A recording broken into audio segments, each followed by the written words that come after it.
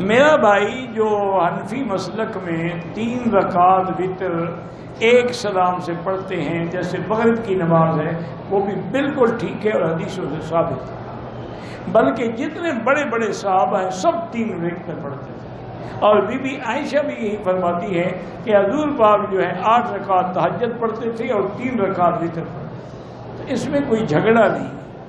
بعض علماء یہ کرتے ہیں کہ 2 رکعت پڑھ کے سلام پھیر کے پھر کھڑے ہو جاتے ہیں، 1 رکعت پڑھتے وہ بھی 3 ہیں، لیکن وہ درمیان میں فصل کرتے ہیں، اور حنفی حضرات وصل کرتے ہیں، فاصلہ نہیں کرتے ہیں، تو اس میں کوئی جھگڑے والی بات نہیں ہے۔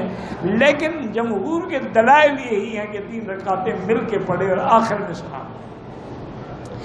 اگر ایک بات یہ ہے کہ اگر وتر 1 رکعت ہوتے تو حضور 3 صورتیں نہ سکھاتے ہیں کہ پہلی رکعت میں سبح اسم ربک الاعلی، دوسری رکعت میں قل یا ایھا الکافرون، اور تیسری رکعت میں قل ھو اللہ احد۔ جب وتر ہی 1 ہے تو 3 صورتیں سکھلانے کا کیا فائدہ؟